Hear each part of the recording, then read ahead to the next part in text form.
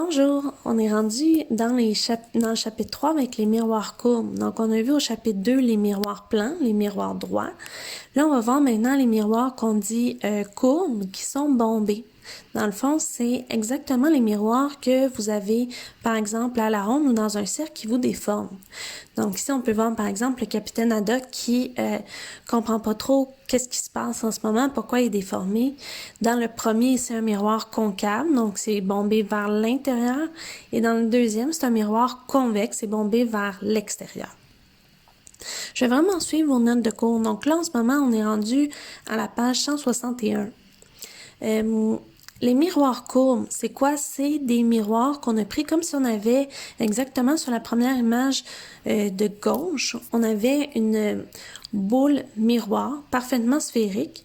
Et qu'est-ce qu'on fait? C'est qu'on en coupe une partie. Donc, par exemple, sur la deuxième image. Je sais que c'est la deuxième image, on dirait un verre de contact, mais je voulais vraiment représenter une partie d'un cercle. Donc, on peut voir, il y a une partie qui est un peu plus bleu foncé, même si ça reste pâle. C'est comme si on avait pris une sphère et qu'on avait coupé seulement un bout. Et là, la partie réfléchissante est soit vers l'extérieur ou vers l'intérieur. Si on regarde les miroirs concaves, c'est quoi? C'est bombé vers l'intérieur. Ça veut dire qu'il y a un creux dans le miroir. Ça, c'est vos miroirs, par exemple, de salle de bain. Ça peut être les télescopes. Ça peut être aussi, par exemple, les miroirs d'automobile. Et qu'est-ce que ça a pour but? C'est de concentrer les rayons. Très souvent, ces miroirs-là vont être utilisés pour rapprocher les objets, comme un miroir de salle de bain, dans le fond. Quand on veut, par exemple, quelqu'un veut se maquiller, il va prendre un miroir et ça va grossir son image. Donc, c'est comme si on rapprochait notre image. Dans le cas d'un télescope, par contre, ça va prendre les rayons qui viennent de l'infini, de l'espace, et ça va les concentrer en un point. Donc, comment qu'on représente ça? C'est une courbe. Et vers l'extérieur, on met les petites lignes. Je vous rappelle, ce qu'on a vu dans le chapitre précédent, c'est que ces petites lignes-là veulent montrer le côté qui n'est pas réfléchissant. Donc, la ligne vraiment courbée vers l'intérieur, c'est là où il y a le miroir. Et les rayons vont arriver, vont frapper le miroir et vont rebondir. Moi, ce que je m'attends, c'est que vous fassiez, si vous avez vos notes de cours, que vous fassiez ce miroir-là. Parce que on va voir que quand les rayons frappent un miroir concave, ils vont rebondir vers un seul point. Pour l'instant, vous choisissez un point au hasard. On va savoir comment trouver ce point-là un peu plus tard, mais pour l'instant, c'est juste pour vous montrer que les rayons qui arrivent vont converger, vont s'aligner vers un seul endroit. Si je regarde maintenant les miroirs qu'on dit convexes, c'est bombé vers l'extérieur et ça va provoquer des rayons divergents. Qu'est-ce que ça a tendance à faire? C'est ça prend l'image et on a l'impression qu'elle est plus petite. Mais en étant plus petite, le champ de vision est plus grand. Et c'est ça qui est spécial d'un miroir convexe qu'on utilise par exemple dans les miroirs d'automobile ou dans les miroirs de sécurité, c'est que ils vont agrandir le champ de vision. Vous remarquerez sur les miroirs d'automobile, c'est inscrit que l'objet que vous voyez dans le miroir est plus près qu'il n'y paraît. Et c'est vrai parce que oui, le miroir augmente le champ de vision, mais il rapetisse les objets. Donc, on voit beaucoup plus de choses, mais on a l'impression qu'elles sont plus loin. Donc, il faut en tenir compte, par exemple, quand on fait un dépassement en automobile, afin de ne pas frapper une voiture quand on veut changer de voie. Si on regarde maintenant comment on dessine ce miroir-là, c'est encore une courbe, mais là, vous voyez que les petites lignes sont à l'intérieur de l'espace bombé. Donc, c'est vraiment l'extérieur qui est réfléchissant. Et là, quand les rayons ils frappent, contrairement au miroir concave, ils vont diverger. Donc, ils vont s'aligner dans des directions complètement différentes. On va voir plus tard comment on fait pour calculer la réflexion de ces rayons-là. Mais on peut voir que ils réfléchissent vers la gauche, mais en s'éloignant. Donc, les rayons réfléchissants vont diverger, vont s'éloigner l'un de l'autre. Là, si on tourne à la page 162 de vos notes de cours, il est important de se rappeler que quand on a un cercle, le point milieu, le centre, si on part une ligne du centre et on l'amène vers la surface, vers le tour, dans le fond, vers la circonférence, on trouve le rayon. Donc, peu importe tout ce qu'on fait, on a le rayon. Mais ce qui est important de se rappeler, c'est qu'un rayon, quand il part du centre, il arrive exactement en angle droit avec la surface. Et pourquoi c'est important? C'est parce que dans le chapitre précédent, quand on faisait la loi de la réflexion, pour dessiner notre normale devait être à 90 degrés avec la surface. Et étant à 90 degrés avec la surface, notre rayon, ce qu'il va devenir, c'est notre normale. Aussi, avant de commencer à faire des calculs ou des dessins, il faut spécifier 5 points. Vous avez premièrement à la page 162 un tableau avec un cercle et un point. Dans le fond, j'ai voulu représenter un miroir courbe et vous voyez, j'ai pas mis de petites lignes à l'intérieur ou à l'extérieur du miroir parce que c'est bon pour les miroirs concaves et les miroirs convexes. Donc, c'est bon dans tous les cas. Le premier point, avant de vous dire le premier point, l'axe principal, c'est la ligne qui passe vraiment en plein milieu de notre miroir. Et tous nos points principaux, nos 5 points qu'on va voir, vont s'enligner avec cet axe principal-là. Le premier point, c'est quoi? C'est le centre. Donc, c'est le centre du cercle, tout simplement. Et on le représente par C. Le S, c'est quoi? C'est le sommet, c'est le point qui est le point d'intersection entre le miroir et l'axe principal. Le rayon, c'est quoi? C'est la distance entre notre centre et le miroir, donc entre le point C et le point S. Là, deux nouveaux que vous avez peut-être jamais vus, c'est F, c'est le foyer. C'est quoi le foyer? C'est exactement la distance, le point milieu dans votre rayon. Donc, vous prenez votre rayon, vous le divisez par 2 et vous faites un point là, ça s'appelle le foyer. Et LF, c'est quoi? Ça s'appelle la longueur focale. C'est la distance entre C et F et entre F et S. Donc, je l'ai représenté là sur le schéma. Là, je sais, vous allez peut-être dire, oui, mais là, ça représente 2 longueurs. Oui, ça représente 2 longueurs.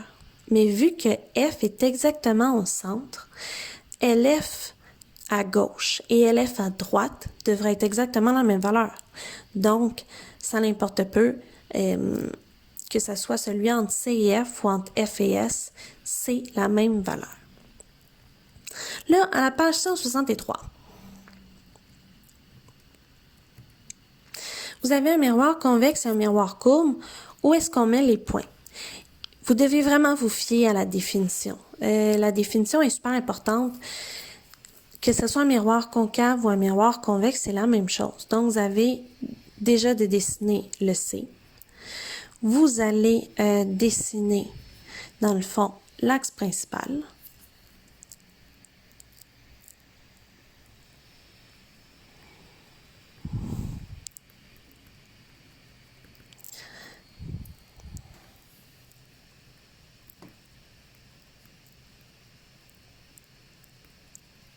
Ayez pas peur de la faire longue, l'axe principal. C'est pas grave, c'est trop long. Donc, n'hésitez pas à la faire plus longue qu'il ne le faut.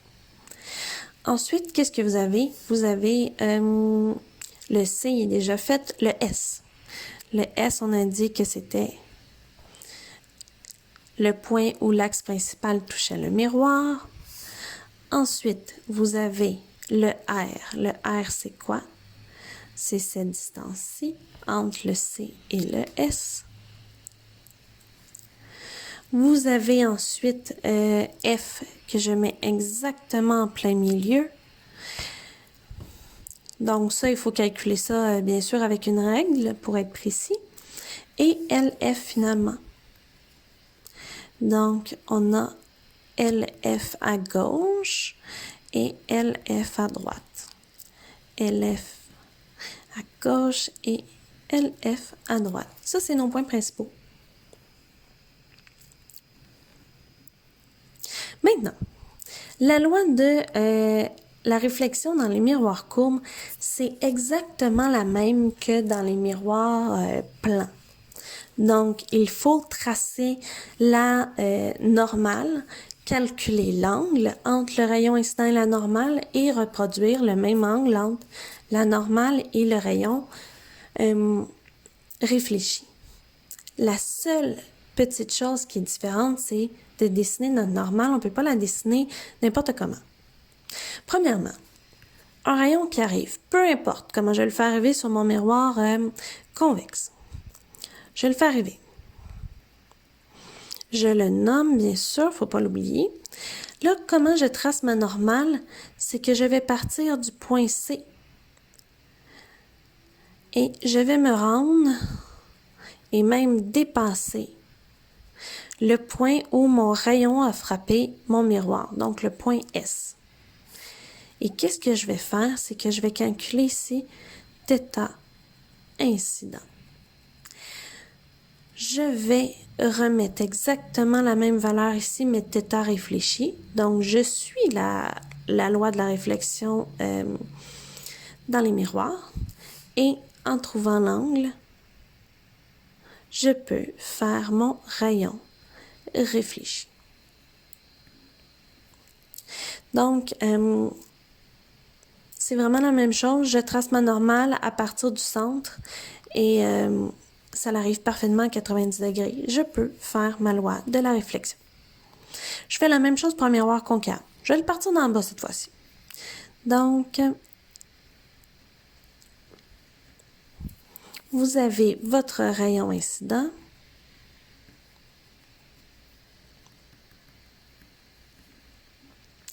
Vous calculez l'angle incident. Vous calculez l'angle réfléchi. Je suis désolée, j'ai oublié de nommer la normale. Et vous faites votre rayon réfléchi. Donc, la loi dans les miroirs courbes est exactement la même que la loi dans les miroirs plans, sauf qu'il faut maintenant trouver la normale. Vous arrivez maintenant à la page 164. On pourrait faire la loi de réflexion dans les miroirs courbes et tracer tous nos rayons comme ça, mais c'est quand même un petit peu plus complexe parce que vous devez utiliser un rapporteur d'angle, calculer l'angle, etc. Moi, je vais vous montrer 4 rayons, 3 rayons, à vrai dire, qu'on ne doit pas utiliser le rapporteur d'angle, et un 4e rayon qui est un peu spécial. Il faut utiliser le rapporteur, malheureusement, mais il fait partie des 4 spéciaux. Le premier rayon arrive parallèle. Donc, un rayon qui arrive parallèle à l'axe principal, ce qu'on sait, c'est qu'il va toujours venir frapper le foyer. Là, on est à la page 164. Vous avez rayon 1, schéma concave. Vous devriez tracer le rayon réfléchi qui passe par le F. Là, on s'en va dans rayon 1, miroir convexe. C'est exactement la même règle. Donc, votre rayon incident arrive parallèle à l'axe principal et la règle nous dit qu'il doit passer par le foyer. Malheureusement, on sait qu'un rayon ne peut pas traverser un miroir. Qu'est-ce qu'on fait dans ce temps-là? C'est qu'on va l'enligner avec le foyer. Donc, vous tracez des points, une ligne pointillée entre le foyer et le point où le rayon frappe le miroir. Et ensuite, vous continuez en ligne droite. Les lignes droites, ce qu'elles veulent dire, c'est des rayons. Les lignes pointillées, c'est pour nous aider à tracer les rayons. C'est super important que les lignes qu'on trace qui sont derrière le miroir ne soient pas pleines, mais qu'elles soient pointillées parce que sinon, ça voudra dire que votre rayon traverse le miroir, ce qui est impossible. Donc, devant le miroir, ligne droite, derrière le miroir, ligne pointillée. Donc là, dans le cahier, ça dit tout rayon incident qui arrive parallèlement à l'axe principal est réfléchi en passant par le mot qui manque, c'est foyer du miroir. Notre deuxième rayon, lui, qu'est-ce qu'il y a de spécial? C'est qu'il passe par le foyer dès le départ. Donc, on dit qu'un rayon qui arrive et qui passe par le foyer et qui va ensuite refléter vers un miroir courbe, qu'est-ce qu'il va faire? C'est qu'il va réfléchir vers l'infini, mais en suivant parallèlement l'axe principal. Donc, mon rayon réfléchi suit l'axe principal en étant parallèle. C'est exactement la même chose pour un miroir convexe, sauf que là, notre rayon ne peut pas toucher le foyer. Donc, on l'enligne encore avec le foyer avec des rayons, un rayon ligne pleine devant le miroir et un rayon ligne pointillée derrière le miroir. Et il réfléchit en étant parallèle au miroir. N'oubliez pas d'inscrire vos rayons parce que bientôt, on va arriver avec plusieurs rayons incidents qui vont créer plusieurs rayons réfléchis et il faudra les identifier. Donc, dans le livre, ça dit « Inversement, tout rayon incident passant par le foyer est réfléchi parallèlement à l'axe principal du miroir. » Là, je ne sais pas si vous avez remarqué, mais le premier rayon arrivait parallèle et réfléchissait en passant par le foyer. Et le deuxième, c'est l'inverse. Il arrive vers le foyer et il réfléchit en étant parallèle. C'est exactement le contraire. Donc, dès que vous en savez un, vous savez l'autre. Le troisième, le plus, je dirais, compliqué de tous, des trois rayons, c'est un rayon qui passe par le C, donc par le centre. Eh bien, il est réfléchi directement sur lui-même. Donc, vous avez juste à tracer une ligne droite. Même chose pour un miroir convexe. Si notre rayon est enligné vers le C, qu'est-ce qu'il va faire? C'est qu'il va frapper le miroir et rebondir en étant exactement sur lui-même. Donc, rayon incident, rayon réfléchi. Ça, c'est une technique en passant pour trouver le C d'un miroir dans la vraie vie. Si on est capable de trouver l'endroit, comment on place notre miroir et que le rayon rebondit sur lui-même, on trouve le C, le centre du rayon, et ensuite, c'est facile de trouver le F. On divise par 2. Donc, dans le livre, ça dit « Tout rayon incident qui arrive en passant par le centre de courbure est réfléchi, ou sur lui-même. » Et le quatrième rayon qui nécessite un rapporteur d'angle, c'est un rayon qui arrive et qui frappe le miroir exactement au croisement entre le miroir et l'axe principal. Qu'est-ce que vous devez faire? Vous calculez l'angle incident, vous calculez l'angle réfléchi et vous allez voir, il va rebondir comme ceci. Dans le fond, l'axe principal coupe vraiment en deux l'angle entre le rayon incident et le rayon réfléchi. Ça suit la loi de la réflexion parce qu'on dit que notre normale, on la passe par la normale, on la passe par le C et dans ce cas-ci, c'est exactement sur l'axe principal. Et ça va être la même chose pour le miroir convexe. Si vous avez un rayon qui arrive en frappant l'axe principal, vous avez l'angle incident qui va être égal à l'angle réfléchi et l'axe principal, dans ce cas-ci, va jouer exactement le rôle de normal. Là, ça, c'était la théorie que vous deviez voir. Là, maintenant, on va pratiquer un petit peu. Je vais sauter comme on brûle un bout de papier. Vous avez ici l'exercice à la page 167. À quoi qui servent nos trois rayons principaux? C'est à trouver l'image dans un miroir courbe. Donc, vous avez l'objet. Qu'est-ce que vous faites? Vous tracez le premier rayon. Le premier rayon, c'était quoi? Rayon parallèle, frappe le miroir, rebondit vers le F. Ensuite, votre deuxième rayon, c'était quoi? C'était, il devait passer par le F. Donc, je pars de l'objet, je le fais passer par F et je vais le faire rebondir. Comment? Parallèlement. Donc, je suis exactement les règles. Et le troisième rayon, ça disait, ça devait passer par le C. Donc, je pars encore de mon objet, du même point. Je le fais passer... oups, je suis désolée. Celui-là, je faisais passer avant le rayon qui va vers le miroir. Je calculais l'angle avec l'axe principal, je le faisais rebondir. Donc là, ça, c'est le rayon 4. Et finalement, le rayon 3 qui me manquait, c'était si je fais passer mon rayon vers le centre, il va rebondir sur lui-même. Qu'est-ce que vous venez de voir apparaître qui se nomme image? C'est là qu'elle se trouve votre image. Elle se trouve au point d'intersection. Parce que vous allez voir, quand vous allez tracer ces 4 rayons-là, ils vont tous s'enligner vers un point. Et ce point-là, c'est votre image.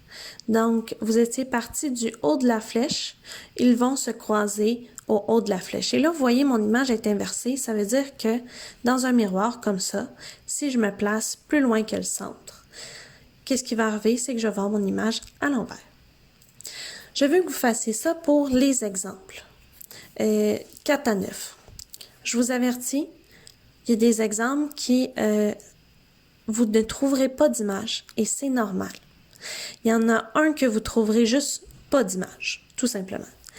Et il y en a 2 que l'image n'apparaîtra pas devant le miroir, mais va apparaître derrière le miroir. Et là, la seule petite différence, ça va être de prolonger les rayons réfléchis. Vous devez prolonger les rayons réfléchis. Incident, vous ne les touchez pas, c'est les rayons réfléchis qui vont être projetés vers l'arrière. Là, finalement, dans les exemples, il y a un tableau dans le bas. Malheureusement, je sais, vous êtes triste, mais on va le sauter. Donc, ce qui est essentiel, c'est vraiment les rayons principaux. Pour les tableaux, on va les sauter. Et le tableau de la page 172 ne rentre pas dans les exemples, on va le sauter aussi. Donc, si vous avez des questions, j'ai mis 3 vidéos sur YouTube. Vous avez les liens dans la planification. J'ai mis celui-ci sur YouTube, c'est le 4e. Et finalement, n'hésitez pas à me poser des questions.